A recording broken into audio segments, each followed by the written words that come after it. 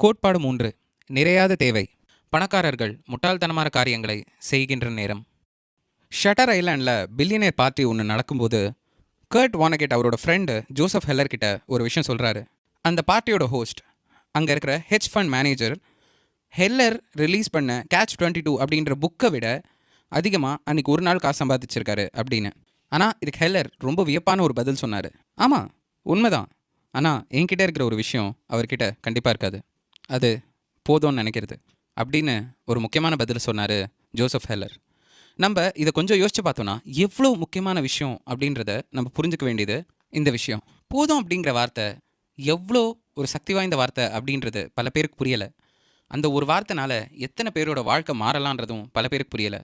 பல பணக்காரங்களும் சரி, பல ஏழைங்களும் சரி, இவங்களுக்கு அவங்களோட ஆசை மேலே எல்லை இல்லாமல் வாழ்ந்துட்டுருக்காங்க அப்படின்றது 100க்கு 100 உண்மைதான். லாட்ரி டிக்கெட்டில் வருஷம் காசு இழக்கிற ஒரு ஏழையாக இருந்தாலும் சரி, இல்லைனா இருக்கிறதுலே பணக்காரனாக இருந்து வாழ்க்கை தொலைச்ச அந்த ஹர்ஷத் மேத்தாவாக இருந்தாலும் சரி, போதுன்ற ஒரு வார்த்தை எவ்வளோ ஒரு அறிவாளியான ஒரு சக்தி வாய்ந்த விஷயம் அப்படின்றத புரிஞ்சுக்க முடியுது.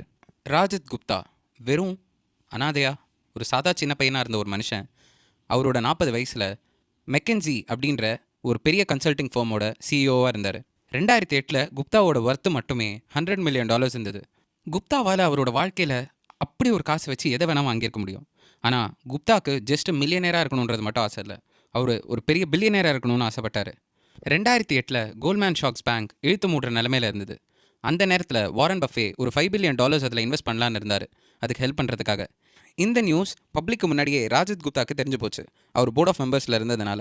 ராஜத் குப்தா அந்த விஷயம் நடக்கிறதுக்கு முன்னாடியே 1,75,000 ஷேர்ஸ் அந்த கம்பெனி இது வாங்கினார். வாரன் பஃபேவும் சொன்ன மாதிரி பப்ளிக் கிட்ட அனௌன்ஸ் பண்ணிட்டு அந்த பேங்க்கை பேக்கப் பண்ணார். ராஜத் குப்தாக்கு இதில் $17 மில்லியன் லாபம் கிடச்சிது.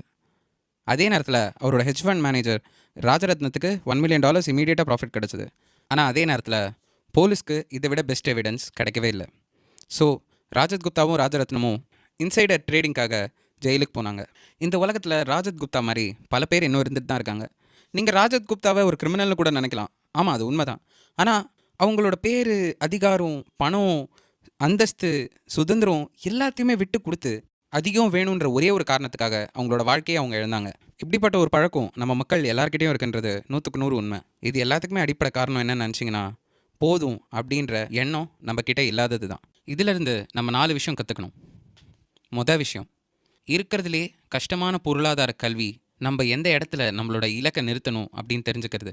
நம்ம காசு அப்படின்ற விஷயம் சம்பாதிக்க நம்ம அது கூடவே சம்பாதிக்க போகிற 2 முக்கியமான விஷயத்தை மறக்கவே கூடாது. ஒன்று அந்தஸ்து, இன்னொன்று பகை. நம்ம எந்த அளவுக்கு மேலே போகிறோமோ அந்த அளவுக்கு நம்மளை தேடி பகை வந்துகிட்டே இருக்கும். எந்த அளவுக்கு பகை இருக்கோ அதே அளவுக்கு நம்ம எடுத்து வைக்கிற அடுத்த படிக்கு ஆபத்து ரொம்பவே அதிகமாக இருக்கும். அதனால் நமக்கு எப்போ நிறுத்தணும் அப்படின்றது தெரிலனா நம்ம 2 அடி முன்னாடி போனால் கூட அடுத்த 2 அடியை பார்த்து நம்ம பின்னாடி இருக்கோம் தான் நினச்சிப்போம். ஆனால் கடைசியில் நம்ம எதுக்காக இது எல்லாமே பண்ணோமோ அது இழக்கிறதுக்கான சூழ்நிலையும் வர்றதுக்கான வாய்ப்புகள் இருக்குது. 2வது விஷயம், இந்த சமூகத்தோடு நம்ம கம்பேர் பண்ணிக்கிறது. ஒரு சாதா இந்தியன் கிரிக்கெட் டீமில் இருக்கிற ஒரு கிரிக்கெட் பிளேயருக்கு இருக்கிற சம்பளம் சாதாரணமாக ஒரு மனுஷனுக்கு பணக்காரன் சொல்லிக்கிற அளவுக்கும் ஒரு நல்ல வாழ்க்கை வாழறதுக்கு போதுமான சம்பளம் தான். ஆனால் அதே சம்பளத்தை நம்மளோட கேப்டன் MS டோனியோட சம்பளத்தை கம்பேர் பண்ணிங்கன்னா அவருக்கு முன்னாடி அவன் ஏழையாக தான் தெரிவான். ஆனால் அதே நேரத்தில் அமெரிக்காவில் இருக்கிற ஒரு ஹெட்ஜ் ஃபண்ட் மேனேஜர் நம்ம கேப்டனை விட 5 மடங்கு அவரோட சம்பளத்தை வருஷத்துக்கு காட்டி ஆகணும். ஆனால் அவருக்கு மேலே அம்பானிக்கு மேலே எலான் மஸ்க் அப்படின்னு நம்ம ஒவ்வொன்றா அடிக்கிட்டே போகலாம். ஸோ இப்படி தான் பல பேரோட வாழ்க்கை இருக்குது. நமக்கு என்ன தேவை, நமக்கு என்ன பிடிக்கும் அப்படின்றத விட்டுட்டு இன்னொருத்தர் நமக்கு மேலே எங்கே இருக்காங்க, நம்ம கீழே எங்கே இருக்காங்கன்றதை பார்க்குறதே இந்த சமூகத்தோட பெரிய பிரச்சனையாக இருக்குது. அது ஒவ்வொரு மனுஷனுக்குள்ளேயும் ஆணித்தனமாக இறங்கியிருக்கு. 3வது விஷயம், போதும் அப்படிங்கிறது ரொம்ப கம்மியாக வச்சுருக்கணும் அப்படின்ற அர்த்தம் கிடையாது. நம்ம வாழ்க்கையில் பயந்து போய் எந்த விதமான படியுமே எடுத்து வைக்காமல் இருந்தோம்னா அது வளர்ச்சிக்கு போகாத ஒரு பாதையாக மாறிடும். போதும் அப்படின்னு புரிஞ்சுக்கிறது இதுக்கு மொத்தமாக எதிர்மாறானது. போதும் அப்படிங்கிறது உனக்கு பசி இருக்கிற வரைக்கும் தீர்ற வரைக்கும் சாப்பிட்றது. அதை தாண்டி நீ சாப்பிட்டுட்டே இருந்து உன் வயிறு கெடுத்துக்கிறது இல்லை. அப்படி உன் வயிறு கெட்டு போனால் கூட உன்னோட சாப்பாடு உன் வயிறை விட்டு வெளில வந்துடும். ஆனால் காசு உலகத்தில் அது சாத்தியம் கிடையாது. ஒரு இடத்துல நீ உடஞ்சி போயாகணும், இல்லைனா முடிஞ்சு போயாகணும். 4வது விஷயம், ஒரு சில விஷயங்கள் உனக்கு எவ்வளோ பெரிய லாபம் தந்தாலும் அது ஆபத்தான முடிவு எடுக்கிறதுக்கு தகுதி இல்லாத ஒரு விஷயம். ராஜத் குப்தா அவர் ஜெயிலை விட்டு வந்த உடனே நியூயார்க் டைம்ஸ்க்கு ஒரு இன்டர்வியூ கொடுத்தாரு. இந்த உலகத்தில் எதையுமே நம்ம கூட வச்சக்கூடாது, நம்மளோட அந்தஸ்து, நம்ம எதை சாதிச்சிருக்கோம், எதுவுமே அப்படின்னு சொன்னார் ராஜத் குப்தா. இப்போ நான் யோசிச்சு பார்க்குறேன், உண்மையாகவே அது ஒரு பெரிய விஷயமா? இப்போது அந்த அந்தஸ்து இருக்கிறதுனால தான் அதை ஒரு தவறான விதத்தில் நான் இழந்தேன். அது என் மனசுக்குள்ளே வச்சுருந்ததுனால தானே இவ்வளோ பெரிய பிரச்சனை எனக்கு. ராஜத் குப்தா இது ரொம்ப ஒரு கஷ்டமான பாடத்தோடு கற்றுக்கிட்டாரு வாழ்க்கையில். நம்ம வாழ்க்கையில் என்ன நினச்சாலும் கிடைக்காத ஒரு சில விஷயங்கள்லாம் நம்மக்கிட்ட இருக்குது. அதை இழக்கிற அளவுக்கு இந்த வாழ்க்கையில் எதுவுமே முக்கியம் இல்லை. நம்மளோட மரியாதை, நம்மளோட சுதந்திரம், நம்மளோட குடும்பம், நம்மளோட நண்பர்கள், நம்ம யாரை விரும்புகிறோமோ அவங்க நம்மளை திருப்பியும் விரும்புறது, இது எல்லாத்தையும் விட நம்மளோட சந்தோஷம், இது அத்தனையுமே நம்ம வாழ்க்கையில் சொல்ல முடியாத அளவுக்கு முக்கியமான விஷயங்கள்.